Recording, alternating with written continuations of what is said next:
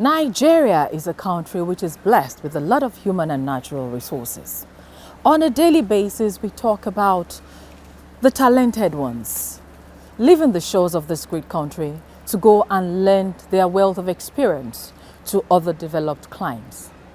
Our focus today is on an individual who, rather than lending his wealth of knowledge and experience to the developed countries, has decided to come back home to come and impact the society as best possible. Now, if history serves me right, the very first kidney transplant in Nigeria was carried out in Lagos.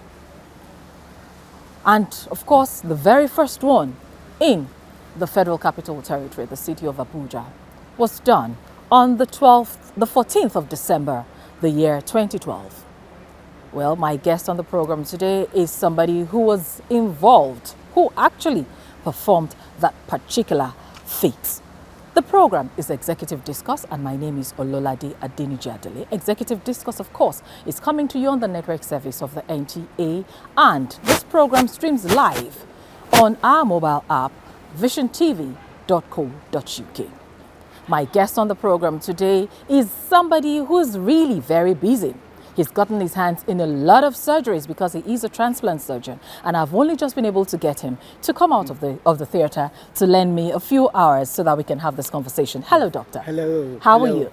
So welcome. I'm yes. fine, thank you. Thank you very much, too. And thank you for giving us this few hours of your time. You're welcome. Thank Please you. Come through. All right. Thank you for having me. Thank you.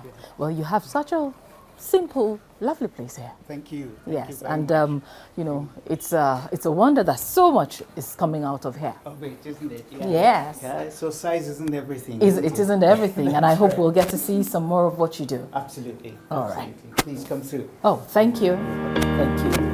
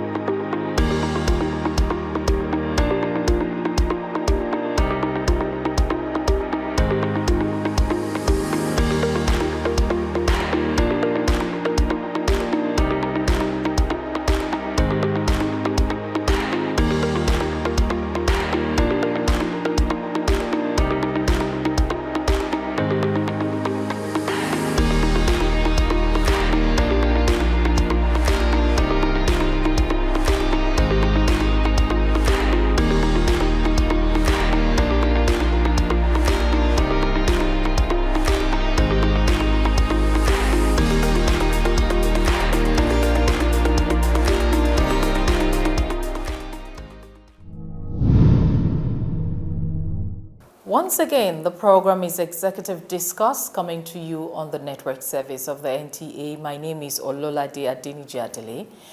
You've seen my guest out there, but you're yet to meet him. Well, apart from the fact that I told you he's a transplant surgeon, I'm sure you don't know anything more about him. Well, this is a man who has been involved in several kidney transplants, and I make bold to say that in this country. Apart from kidney transplants, he's also been involved in a lot of open heart surgeries. Yes, you heard me right.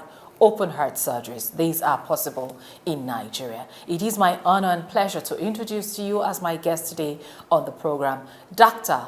Elijah Maina. He is the Chief Medical Director and CEO of Caroline Hospital. Doctor, it's good to have you here with us. Good to have you too. Thank you. I mean, I was able to drag you out of the theater, and somebody was saying to me, "How did you manage that?"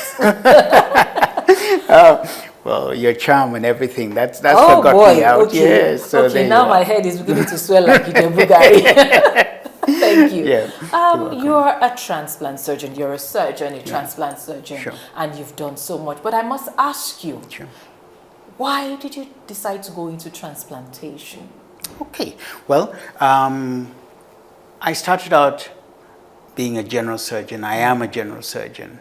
Initially, my training was in the UK, and I was fortunate enough to have a colleague of mine whom I've known now for over 30 years. We studied together. We did our fellowship together in England, and I stayed back in England. He went off to America to the Mayo Clinic, and later subspecialized into kidney transplantation. On returning to the UK, we joined our hands together. He had done, together with his professor, the first double hand transplant in the world. That was fantastic. And Double hand, you said? double hand transplant in the world. He did it with his professor in France. And on coming back, he encouraged me and really pulled me and drew my interest into kidney transplantation, which he'd been doing. He's a professor of kidney and pancreas transplant surgery, and that's how I got involved. This is several years ago now, and we then decided, why not do it in Nigeria? It is possible. I looked at the instruments they had, I looked at the equipment they had, and I thought, this is not beyond us in Nigeria. Of course, Nigeria, we've been going through difficult times, both economic and various other ways. But I just looked and I said, look, this is something, it's a can-do mentality. You've got to be able to look at a thing and say, I have the belief, I have the faith, and we can get this done. You believed it could be done in Nigeria. Yes. But you were coming from a society, I mean, having trained out there in the UK, you were coming from a society where things are available. Yeah. And almost all the time, things work. Absolutely. Coming to a society where it's a struggle every day to even get some basic necessities of life. Absolutely. What was it that gave you that courage that it could be done here? Okay. Well, first of all, I'd always, throughout my training and my work in the UK, I'd always wanted to come back home. And I wanted to come back home to make a difference, to provide a service perhaps that is not commonly available. Now, you talk about being in a place where everything is available, light being one of the most important, water being, as basic as that. But we overcame that. It took a number of years. It was a slow start for us here in Nigeria. But with the belief and with getting people of like minds, we were able to set up this program. We got the instrumentation. We got, of course, a few innovative things because we had to have standby generators, make sure we had enough diesel, had to have extra sources of water. These are just the basic things. But the instruments, we got everything that you would get in the UK today. From the anesthetic machines to the ICU to the instruments that we use. And we were fortunate. By the 14th of December, 2012, we did our first kidney transplant in Abuja. Of course, the first kidney transplant in Nigeria had already been started. In Lagos and then also in Kano. So you must give them that. I mean, I think that great credit, and that encouraged me even to do more. So we got that started, 2012. And here, more than 10 years on, we're still doing kidney transplants. And I must say with a great degree of success. Yes. That first transplant that you did here in Nigeria, what did it do for you? What did it do for me? Yes. It almost gave me a heart attack. I can tell you that. Because the reason is I literally had to micromanage everything. This is a new thing coming on into Nigeria. There was no way I would expect my colleagues, junior and senior, to be able to put everything together. So from sutures to the kind of of solution we used to prepare the skin, to the diathermy machine and everything, I was running up and down and making sure that it got through. Oh my. But thank God we were able to do it. We did it successfully, and in fact, at that time, NTA even covered it for us. And what's interesting about Nigeria is that even some medical doctors in Abuja didn't believe that we did it. They thought we recorded this thing in England and then came and presented it. Presented it here in Nigeria. Yes. So after a few runs and when we later on got fully into the business, people now started believing that we were actually doing kidney transplants here and so on. My colleague, I must say, his name is Professor Nadi Hakim, has been a great support. He has been our lead surgeon because he's done over 2,000 kidney transplants. Wow. And one thing I promised myself is that if we were going to do kidney transplants in Nigeria, we must offer the best, the equivalent. And and the time I'm sure will come when you meet my colleague, he will tell you that apart from maybe the building, which will look nicer in England, every other thing that we have for the transplant is the same, exactly the same as in England. In England. Yeah, and I'm proud of that. I'm proud of that because we've been able to showcase ourselves where, as you can see, we're a small unit here, but I've been moving about over the past 10 years. So we've done kidney transplants in several places. But what we've done is we've built capacity and we've maintained the same group, from the anesthetist to the peri-op nurses to the nephrologists to the surgeons that have been doing this. The same group? The same group. How have you been able to do that? I mean, you guys are coming from different places. From different places, yes. Absolutely. But with, first of all, the enthusiasm. You get people of like minds. You get people that are ready to dream with you, to carry on with your vision. And I've been very fortunate in having very, very good people. I think apart from my colleague who is a professor of transplant, every other person is a Nigerian. And I am really proud of that. And these are people that we can wake up tomorrow and say we're doing a transplant and they're ready. And they're ready for you. Yeah. Now, you, just as you said a few minutes earlier, I mean, you've had cause to move around quite a bit. In the course of this 10 years that you've been doing kidney transplantation in Nigeria. Yeah. I know that at some point you were at the National Hospital. True, yes. And I was expecting that perhaps you would have started the kidney transplants there. What happened? Well, the intention when I went to National Hospital was to actually start what we call vascular access. First of all, for patients for dialysis and so on. And we started off that, but things were moving a little bit too slow for me. I really wanted to get on and start the kidney transplantation. Let's just say I didn't get the sort of support that I wanted, that I needed, to get this done. But fortunately, as time went on, I didn't stop, I didn't relent. And I was very fortunate. After a short stint outside Abuja, I came back and I was made the CMD at Garki Hospital. And that is when I was able to showcase that we could do a lot more than even kidney transplants.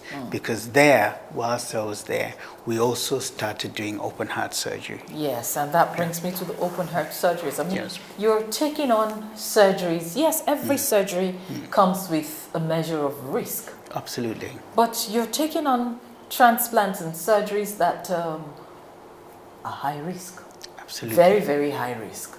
And which, even for me, I didn't think were possible in Nigeria because we always hear of people going out of the country to the UK, the US, India, and co to get these things done. Sure. How have you been able to achieve this? And I mean, you seem to have even done many more open heart surgeries than kidney transplants. That's true. Whilst I was in Garki, what it was able to get together people of like minds, and people with the necessary experience. I'm so, again, very proud to say that in Nigeria, we were able to, in Garki, for the open heart surgeries, every single person, from the cleaner to the top surgeon, were all Nigerians. A few of the Nigerians had been in the diaspora like me. Some were still there. We got a group from Houston, Texas, all Nigerian. We got nurses coming in from the UK, all Nigerians. And the perfusionists, the anesthetists, every single person was a Nigerian. And I think that is a great testimony. And the risk was reduced for the fact that these people had been doing cardiac surgeries, open heart surgeries elsewhere in the developed world. So the same challenges that we faced with kidney transplants, we were able to overcome because we could project and see what it was that we required, and we were able to achieve it. And I was really, it gave me a lot of satisfaction. Again, it was very sweaty because for everything we had to micromanage what we have, but we were able to succeed, and I'm very, very glad about it. What I just feel bad about is that since I left Garki, none of these things have happened again. Oh boy. Yeah. So again, now that we've opened up this small center, we are working on going back to open heart surgeries. For the kidney transplants, we've continued here, and we've done almost 100, over the 3 years or so that we've been here. Yeah, and we're planning, to start of open heart surgeries. Apart from that, I do a lot of what we call oncological surgeries. That's for cancer patients. For cancer patients, particularly breast and colon cancers, and we've even done some recently as well. Okay. Now I know that yes, you have a sense of fulfillment doing what you do. You obviously enjoy and love what you do. Yes. But I'll still come back to operating in these climes, where we are, coming from where you were and here. Yes, power is a major challenge, but I know that you must have also experienced some other major challenges along the way. Yes. Can you take us through some of them? Oh, yes. The biggest challenge is disbelief from colleagues and from some of our potential patients. Disbelief in, like you said earlier, you didn't realize that these things could be done in the country. But we had to overcome that by making sure that we selected our patients carefully, did them successfully. I think 90% of the patients that we're seeing here in this hospital have come by word of mouth, mainly from patients that we've done before that were successful. They've gone back to say, oh, we're doing this. And till today, I get phone calls saying, do you really do kidney transplants here? Are you sure? Somebody actually flew in from another part of the country just to come and see what our facility was like. He looked and said, in this small place, and then at the end of the day, luckily he was able to see a few of the patients that were done before, that were done successful kidney transplants on. They discussed with them, and they finally came around to seeing us. So that is one thing, disbelief. The other major challenge we're facing now, I'm sure you'd believe it, is simple diesel. My God, if we're doing any of these surgeries, we don't take a risk. Even if we've got public power supply on, we have 3 standby generators, making sure that they work, making sure that they are on as soon as there's a difficulty. We switch straight on, to alternative energy. But diesel has been, should I say, quote, killing us because of the prices. And it's made it very difficult to pass on the price to our patients as well. Yes, because I was just going to ask how affordable, but we'll get to that, when you're done with the challenges. Sure. So challenges such as that exist. Third challenge, of course, now is that we had a lot of young people encouraged them, taught them, all the steps that are required and there's various sections in, say, transplant surgery. And then suddenly you hear somebody will come and say, sorry, sir, I'm going off to Canada, I'm going off to the UK, I'm going off to America, brain drain. But what do we do? I suspected this was going to happen long before it started snowballing like this. So what we did is this. A lot of the heads, like anesthesia, peri-op nursing, that's theater nurses and so on, we got people that were retired that had no interest in leaving the country. So we get the younger ones to come in, we train them. If they say they're going, we just get another group and we start. That's the only way you can do it until things improve generally in the country, and then we start getting a reverse in people coming back. Returning and joining us. But we won't stop. The last challenge, of course, is patients being able to pay for transplants. Transplants are expensive. If you're going to do it right, both from the pre-transplant investigation to the actual transplants themselves. And even the post-transplant. And post-transplant. That's right. So many people, you hardly find a single individual that will come and say, I'm paying from my pocket. So people go through churches, mosques, they go through NGOs, they go through. So it is really, really tough for a lot of our patients. But we refuse to come down with our standards. We've tried to be very reasonable in terms of our costing, and you won't believe it. For any transplant that we do, and we have a slight complication that keeps the patient on longer, that wipes out any profit at all that we have to do. But we are determined to carry on doing this when we're sure a day will come the government will help. More foundations, when they know that we're serious about what we're doing, will help. Private individuals will help. Possibly health insurance. And health insurance, hopefully, will come in.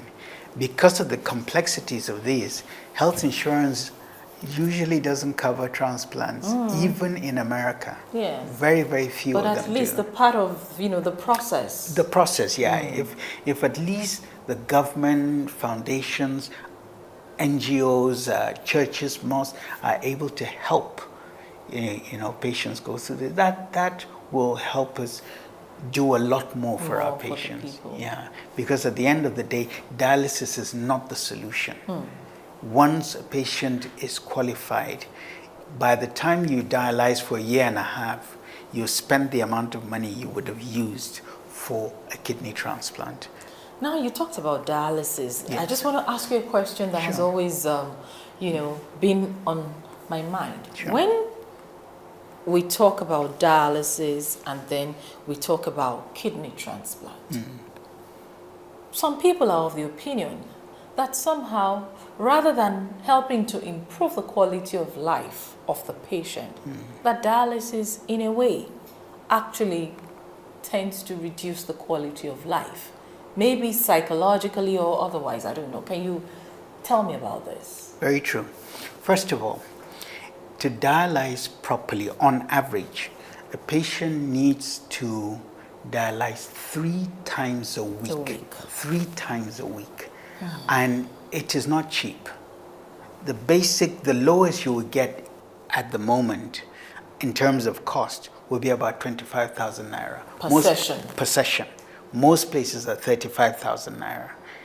And imagine doing that 3 times. So in a week, a minimum of 75,000 naira. Absolutely, which is very, very tough for a lot of patients. Secondly, the longer patients stay on dialysis, the more there are complications that can arise, a lot of them, from what I would say metabolic complications to even complications of their lines. Recently, I had a patient, infections that they can get, and so on.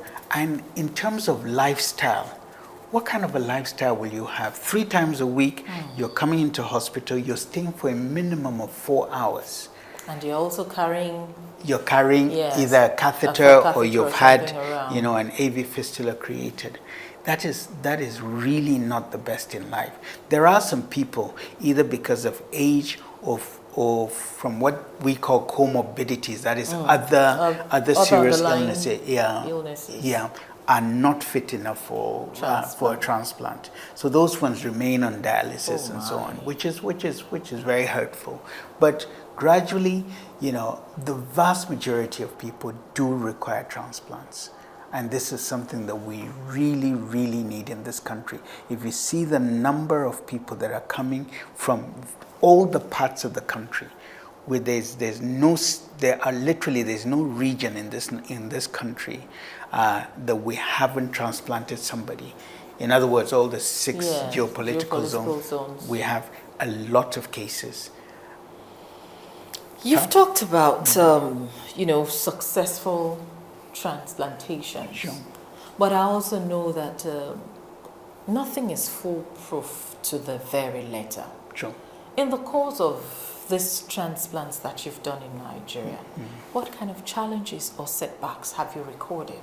Right. Let me start with just saying that even when you're removing an appendix, that in itself can be a disaster. You can have complications that can even cause a patient to succumb. But with transplants, the complications, most of them surgical complications that they have, are usually within the first 2 weeks of their surgeries. And when they happen, you've got to be on your toes and must be ready to intervene immediately. It takes a lot of investigations. It takes a lot of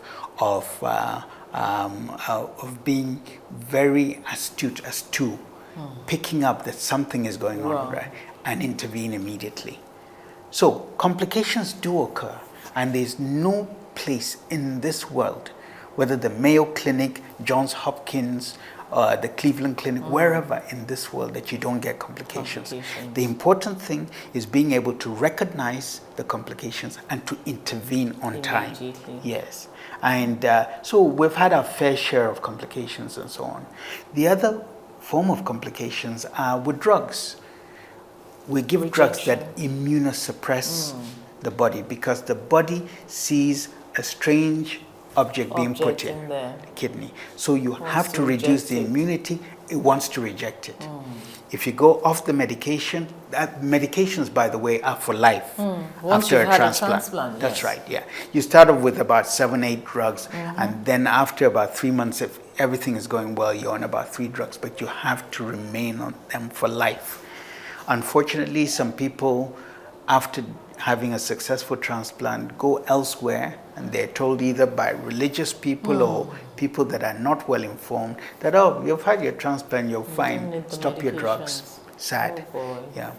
Again, for those taking drugs, there are some complications that can arise due to the drugs that they're taking.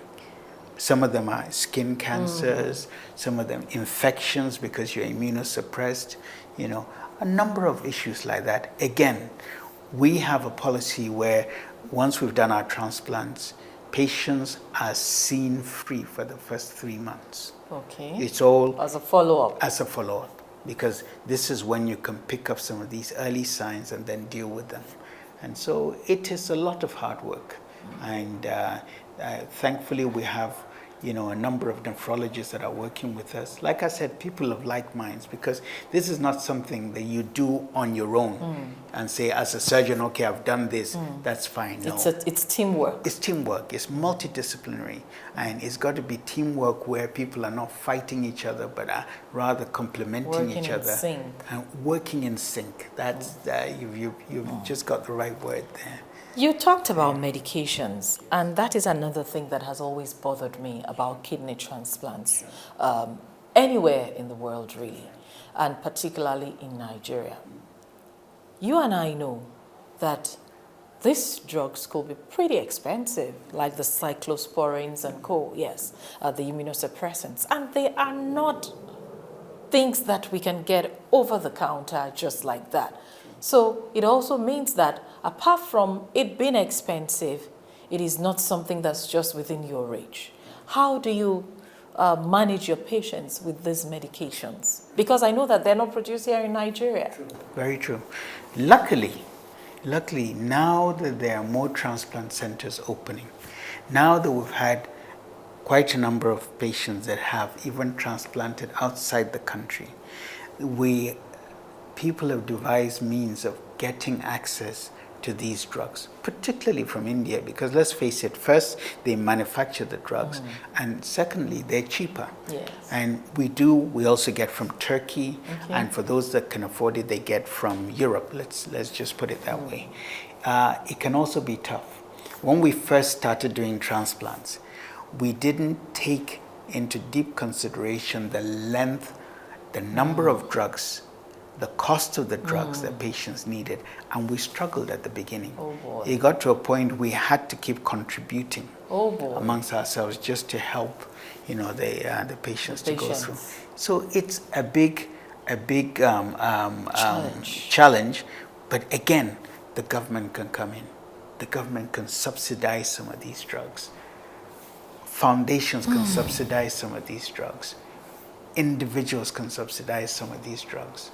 And we believe that with time, as people realize how big the problem is, we might just get some interventions that will be able to help. And that would be great. Great for everybody. Okay, let's move away from kidney transplants for Okay. now. Yes, Okay, because we've right. concentrated so much on that. Sure. And now let's come to heart. Right. Open heart surgery. Right. When you talk about open heart surgery, I've always wondered, okay, how do they do it? The human survives on the heart. You're supposed to be having a surgery. Are you going to kill the human at that time? So I'm asking you now as a layman, Right. what exactly do we mean by open heart surgery? Okay, great. Open heart surgery is the kind of surgery that requires that at some stage, whatever operation it is, whatever anomaly it is that they're correcting, you've got to stop the heart beating for a period of time before you play it. And how that has been achieved is you use something called a heart-lung machine. If you've got time, You have to stop the heart beating. That's right. Okay. Boom, boom, boom, Boom. boom. It And has to stop. That's right. And what you do is you now divert all the blood from the body into a machine, and that machine now acts as the heart and as the Hello. lung, as the name is, Hello. a heart-lung machine. Hello. And you actually see as the heart slowly comes to a stop. You Dr. actually Minor. give some medications to Dr. stop it. Minor, isn't that witchcraft? It is not. It is not. No, because That you're is- telling me now that pumping effect of the heart, the boom, boom, boom, you stop it, and the heart is there, it's That's not right. working. That's right. You divert all the blood in the body to A machine. a machine, which now acts as the heart That's right. And the lung. and the lungs. That is witchcraft now. No. Let's put it another way. That is God's miracle. That is God's miracle. Yeah, And- God's miracle is the heart working in the body. But that Absolutely. one of you diverting to the machine. Once you divert it, No. the interesting thing is that after the surgery is done, there's a process where the blood, you now start bringing the blood back into the body. Into the body. Yeah. And then you give some medications, and then you do a little shocking of the heart. And it's amazing how you see the heart start beating and beating. I think once we get started, we need to invite you to come and see Definitely, this. I need Yes, to see yes, yes. because And is you know what? magic or witchcraft? No, it is God's miracle. It's God's miracle, God's you miracle, say. yes. But I mean, as a human being, I'm finding these things particularly difficult to come to terms with, That's and right, yeah. to picture it in Yes. my head. Okay, well, so much for this conversation. Of course, the program is still Executive Discourse, and I'm being educated here by Dr. Minor. He's a man who is very passionate about what he does. I think we'll take a pause here and probably go to the theater. Let's see him in action. I mean, he's done several kidney transplants but I think I should let you see something. Don't you think so? Well, let's go to the theater and see Dr. Minor in action. We'll be back. We must warn that some of the visuals you're about to see might be disturbing.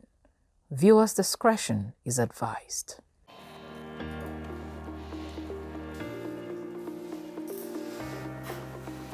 Go through my.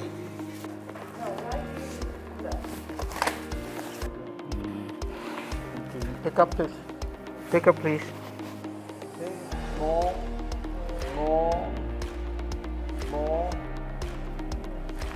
And that's it. That's it. When you did very well.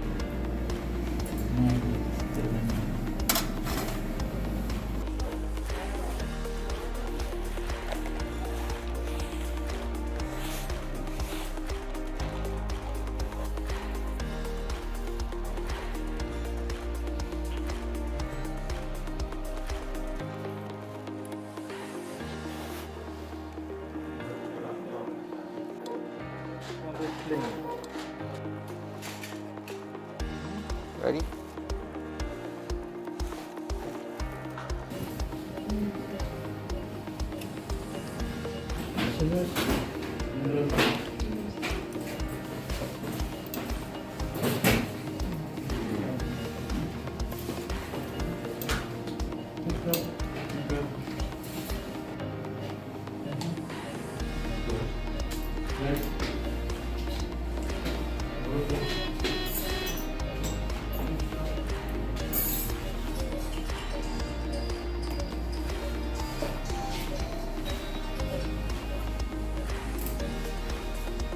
You need that one here.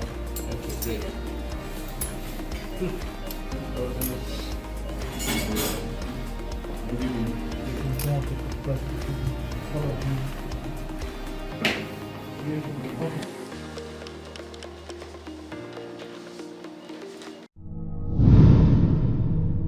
My goodness. The program is still Executive Discourse, and I'm sure that if you did not believe in anything before, right now you'll believe in God in one way or the other. And it's, the power of probably something or somebody stronger and more powerful than you and I. Haven't seen that procedure of the removal of the kidney and, the transplantation into the recipient. Dr. Minor, you do this almost on a daily basis. And so it's become part and parcel of you. Are you at any point in time in the process of carrying out the procedures, do you ever wonder if you're going to fail? Any fear of failure? No, we put the fear of failure at the back of our minds because we're going with faith, we're going with the belief, and we're going with the intention of doing the best for our patients. We don't think of failure. It's not that complications can't arise, what you may call, a failure. They can, but that is something that we never put at the forefront of our minds. Our aim is for every single patient that comes to us, let us treat that patient like a brother, a sister, a mother, a father. That way our decisions are easy, that way the care is better. And that's what I keep drumming on to all our staff here. Treat everybody that comes, whether for a transplant, for colon cancer removal, for dialysis, for even removal of your fingernails. Do it as though you're doing it to your own person. And God has been very faithful. Faithful. Yes. Indeed, He has been. Thank you. This brings me to the post-operation care. Sure. Because I know that you have, a well-equipped intensive care unit there. That's right. Where you manage these patients. What does the post-operative care, what does it entail? Right. First thing is patient comes out of theater, is taken to intensive care unit. The first thing we look out for is the urine how much urine is coming out. Again, before that, making sure that the patient has recovered from his anesthesia, is stable, his blood pressure, various, what we call the vitals are vitals. The vitals are normal. Then, of course, we start looking at the amount of urine, and there are protocols that we use. And we've been lucky, we have one of the nephrologists that we work with remotely, but extremely good. I was Harvard trained, Okay. and we're using the same protocol as the it's called the Beth Deaconess Hospital in Harvard. It's a Harvard affiliate hospital. So we follow more or less as a guide, the protocols that they use, because this is experience over many years.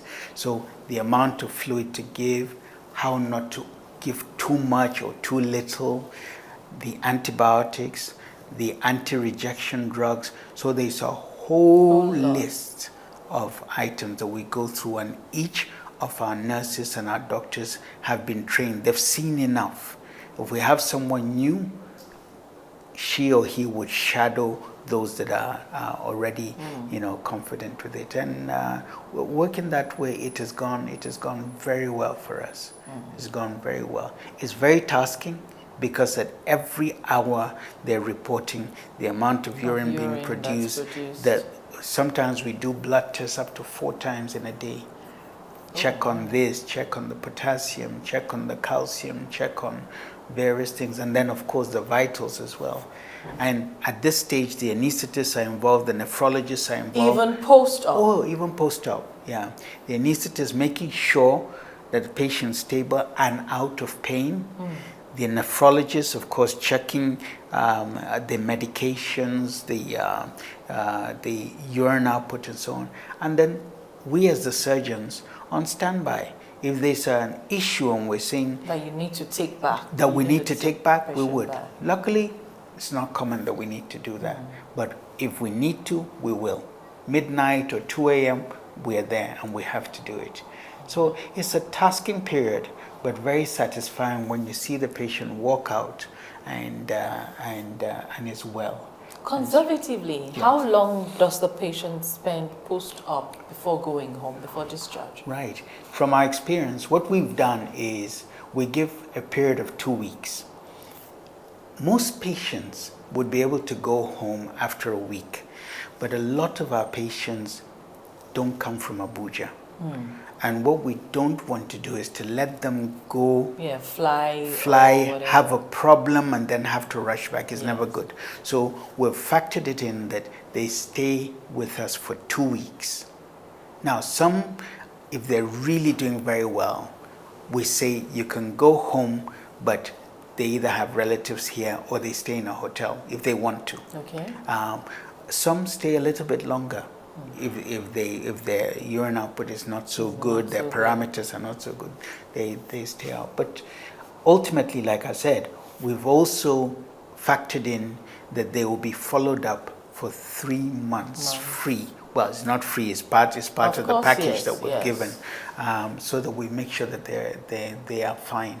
And a lot of the patients tend to just stay for the 3 months. Oh, okay. After we discharge them from hospital, they stay in town. Yeah, they stay with a relative, a friend. Some stay in a hotel, and they say we'll rather stay the 3 months, make sure we're okay before we go. Because if they go out of the country, actually, they will stay there. That's right. For that length of time. That's right. That's right. Yeah. So, in all your years as a surgeon, especially, I'll go back to having practiced, outside the country and then coming back home to work. Have you ever had any cause for regrets? The answer is no. And I'll tell you what. When I came back, initially, I was jittery. I was jittery because, I'll give you an example. I was, a young patient came, needed his appendix out, and I said, fine, no problem, get the anesthetist. Everything was set up. I went in, about to remove the appendix, and I said, I need this particular suture. And it wasn't available? Nobody answered me. Oh. So I said, okay, maybe they didn't hear me. I repeated, I need this. Then somebody came and whispered, sorry, we don't have it. Long and short of it, it went okay. But I used sutures that were not really appropriate for that. But the patient procedure. did very well. Thank God. So that was one area that taught me, listen, it's not like England. Don't assume everything is Never available. assume. You sit down in England, they tell you it's an appendix, you just walk in, everything is there and you do. So gradually, we've been building our capacity, improving on the number of sutures and so on. But you asked me, did I regret? There were times I felt like just leaving the country, like just going back. Why? Personal reasons. You want to do things and somehow you cannot get what you want. You want done. We would have started kidney transplants a long time ago, long time ago. But one issue or another, kept stopping us. But I kept being encouraged by friends, by family to say, listen, this is your own country. Why don't you just stay on, stick with it, do the best that you can, And I've not regretted it since then. It took a while for things to open up. It took a while for me to get the opportunity to demonstrate what I had been trained to do. But once that started, the greatest thing that you ever get is not so much how much you're paid for a surgery, but when an old lady comes to you and says, bless you, my son, or prays for you, that is more than any amount of money you can get. Now, I'm not saying in the UK or Europe they don't say that, but it's not as much. Right here, people are genuinely grateful, and it's something that you can't buy with money. So the gratitude keeps you going. It keeps me going.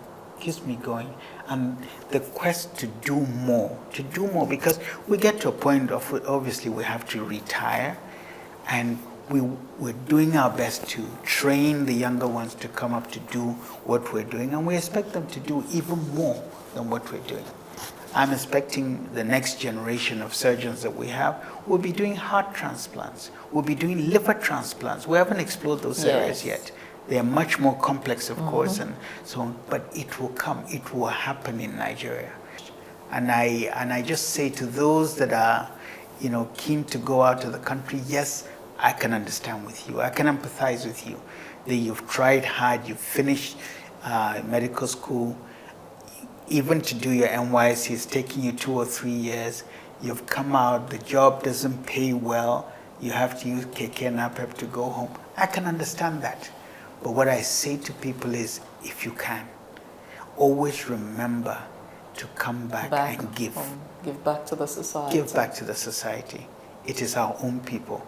We have to sort out our own problems, and we will. Definitely, yes, God help us, we will. And, well, let's take some bit of testament, some testimony about this man. People who know him, some patients, and maybe a few colleagues in the industry. We'll be right back. My relationship with Dr. Minor is very interesting. You see, I've known him for exactly 39 years. He is a very clever, very intelligent gentleman. I have to say, I'm very impressed by the way he organizes the transplants, meaning everything is ready. I mean, every single stitch is available, is prepared. He thinks in advance what we might require. Medication-wise, they're all available. The immunosuppression is available. That's what I like about him. I honestly feel and genuinely think that it's such a pity to have people go elsewhere, I'm not mentioning any country, elsewhere, and spend so much money on their trips and waiting to be, let's say a kidney transplant, waiting 2, 3, 4 months in a hotel for a center to do that transplant. All this is money spent abroad, whereas you can have it done next to your home and have exactly, if not better, management. Dr. Elijah Minor, I've worked with him closely. I've been part and parcel of some few things he have done in the healthcare industry. If I have to use my own mind to describe Dr. Elijah Minor, he have it all in the health sector. He got the mind to care for people, whether rich or poor, with or without money. I've seen him spending a night on a chair where there's no bed because of a patient. So I have seen him driving from a distance to come to the facility at a very wrong hour because he wants to save somebody's life. I've seen him get into theater at a very wrong hour just because he wants to save somebody's life. So Dr. Elijah Minor, to me as a person, he's not only a mentor, but he's like a father. He have actually impacted a lot in terms of knowledge when we have to do things together. Dr. Minor is a passionate surgeon. I know him about almost 9 years now, 2013, and is somebody that is very, very strict with medical ethics. When you work with him, you build that commitment in you to have that passion, and you want to see how much you can help people. I know Mr. Minor personally, so I guess that is the main motivation. Yeah, you know somebody, a surgeon who cares, who's careful, and who is thorough, knows what he's doing, knows all the anatomy, and failure is minimal. We are quite lucky to have the kind of service we have in the UK for my son. He's been undergoing dialysis there, and he's very happy. We're pleased with the service. But you see, for patients who have chronic kidney disease and they start dialysis, it's just a matter of time for them to have transplant, kidney transplant. Now, that is the challenge in the UK because the waiting time is so long, 3 to 4 years, at least. Yeah. So we had to explore other options to avoid all these years of dialysis if possible. So when I found out here that we can get a good service, I said, well, why not take the opportunity to continue dialysis here, which he's doing here, and then eventually transplant surgery, which will be done pretty soon. Yes, indeed, it is important, to believe in what you're passionate about and to follow it through, because that is what we have gathered from these individuals that we have spoken to. Imagine somebody bringing his son all the way from the UK just to have Dr. Minor be the one to operate on him and treat him. That's faith at, the highest level and human level as we possibly can get. As we begin to go on a home stretch on this conversation, Dr. Minor, you've been here, you've talked about your challenges and all whatnots. Looking at where we are at in Nigeria, there's been a lot of issues of brain drain. I mean, you have also experienced it where you train personnel, you train doctors, and the next thing you hear, they're going out of the country. How can we begin to keep our brains here in Nigeria and get others like you to return to this country?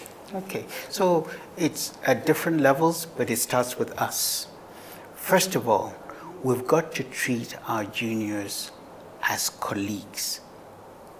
That is one thing. Because I tell you, a lot of young people, when you discuss with them when they finish from medical school, they tell you horror stories of how they were treated by their lecturers or how they were treated by their more senior colleagues. So the first thing is to make them feel comfortable, to be interested in their growth, in their academic growth, and so on. That is one aspect. The second aspect, of course, has to do more with the generality of the society. We have reached a stage where in virtually every profession, we don't trust each other.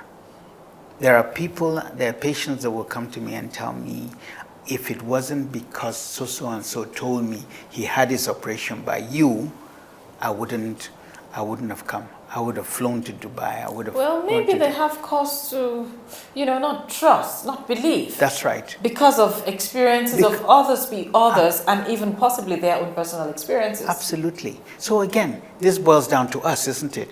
Being in hospitals, treating people well, treating people as human beings.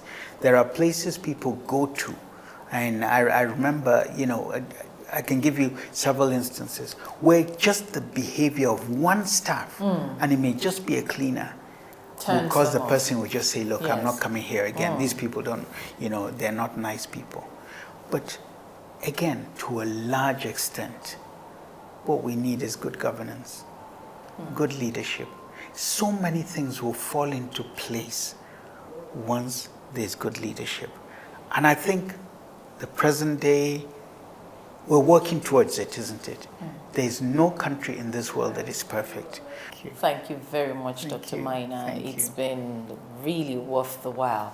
And I want to believe that you've also enjoyed this conversation, so you're not feeling so bad that I took you away from the theatre. No, not at all, not at all, not at all. Yeah, thank you very much. Yes, I have been having this conversation, this really serious, deep conversation, but something that really impacts you and I. Remember that Executive Discourse every week celebrates trailblazers, people who are making their mark in their chosen fields of endeavor. And Dr. Elijah Maina is one individual who is doing so well. I mean, he's blazing the trail.